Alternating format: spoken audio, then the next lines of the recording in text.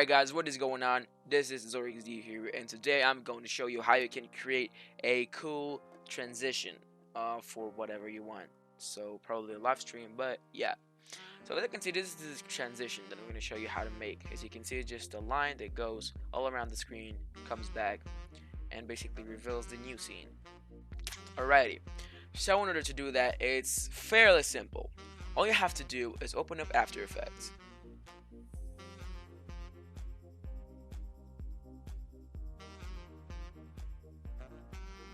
Alright, so once you're in After Effects, you're going to click here to create a new composition. Usually put it 1920 by 1080, but if your streams however a different resolution, you should put it in that resolution. This is the preset I use, and then color background black. Click on OK, and it will create a background. Okay, so usually we'll have a black background. Now we want a transparent background. So in order to do that, you need to go and click here, toggle transparency grid, and then region of interest, you can unselect it. Alright, so now this is what we have, and it's good. So what we want to do is we want it to cover the frame. So we need a background that will somehow cover the frame. So if you will click on rectangle tool, it will create a rectangle that covers the whole frame, just like that. Now, go to that rectangle and you can color it however you want. You can keep it like that, or you can go, let's say, 4-color gradient. We'll just type gradient, and we have 4-color gradient. Alright, this is the gradient we have right now. As you can see now, it's just a constant screen, not doing anything interesting. Alright, now you want to put your logo or whatever you want on that screen. So let's say I want my logo on top of it, as I have on my transition. So let's say I want it this big. If you go to fit, it will show you exactly what it shows on the screen. I'm gonna add fill. You know what, let's add gradient as well.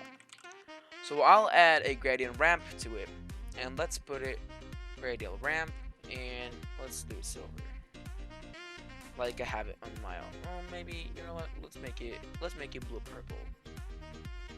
That's probably more matching color scheme. Alright, so let's say I have this. I know it doesn't look good, but just for the sake of this tutorial. Now I'm gonna add some drop shadow. After Effects has really cool built-in effects to make your life way easier. Alright, this is really about what you like. You can customize it, but what I like to do is the opacity, I'm going to raise it to 100, then the distance I'm going to put it 20, and then the softness I'm going to put it 50. As you can see, it has like a really cool drop shadow, and change the direction and all that, but this is really how I like mine. Alright, so now what I'm going to do is I'm going to select both of these layers, and I'm going to right click and click on pre-compose. What pre-compose does is basically take a few layers and make them into one. But note that once you do a pre-compose, you cannot go back, which means that you cannot treat every object like a different layer like it could before. So let's say now I can move the text and the background separately, but once I pre-compose, you wouldn't be able to do that. So we will pre-compose, and you will see why just after. Now let's make it cover, because it will cover the frame that is currently on the stream. Alright, so now what we have left is to create the actual thing that goes around and reveals it. Alright, so you're gonna go to the rectangle tool right here, and you're going to create it thin but long, super long, something like this. Then go to the rotation tool or click W, click on it, hold shift at the same time, and just drag your mouse to the left. What it will do is it will rotate it 45 degrees. Alright, now what you want to do is you want to put it right here at the edge and make sure that it goes and covers the whole background, every single frame. Like that, and as you can see, the line is long enough. If not, just make it long enough. Alright. And yeah, so let's put it something like this. Now you don't want it to appear in the frame. It won't be good. Alright, now you're going to go to the rectangle tool again, and you're going to create a huge rectangle. really, like something like this. Not that huge, but something like that would be cool. Alright, now what you want to do is you want to do so this box, this rectangle, aligns perfectly with our bar, our line that basically goes. And let's rotate it more, just so it will fit. Oops.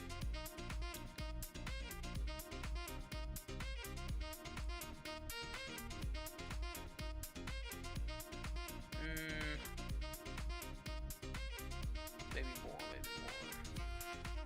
I think that's cool. I think that's cool. Let's just drag it. So you need to make sure, yep, it's perfect. Alright. Once you've done that, you're going to link the bar to the box. Actually, no, you're going to link the box to the bar. How you're going to do that? You're going to just click here on this parent pick whip and select the huge, the bar. As you can see now, wherever you move the bar, the box moves with it. Alright, so now it's really simple. All you gotta do is remember when I told you to pre-compose. So now, in order to make it appear only once the line is over it, basically what's gonna happen is this frame is only gonna show once the box covers it, and that's why we made the box huge. So what you're gonna do is you are going to make sure that the box, the giant box, is above the cover, this frame. And then what you're going to do is, if you don't have these exact properties on your layers, you're going to click here to toggle switches / modes. Alright, so now once you got that, all you got to do is click on alpha matte. As simple as that. And now, if we go over with the line, it reveals it. How nice is that? Alrighty. So now what you want to do is animate it as simple as that, and you will be pretty much done. Alright, so you're going to create a keyframe at 0, 0, and I like to do 1 second because it's a stream. It needs to be straightforward, it needs to be smooth and short. So at 1 second, I'm going to do so it will cover the whole frame and go to the other corner.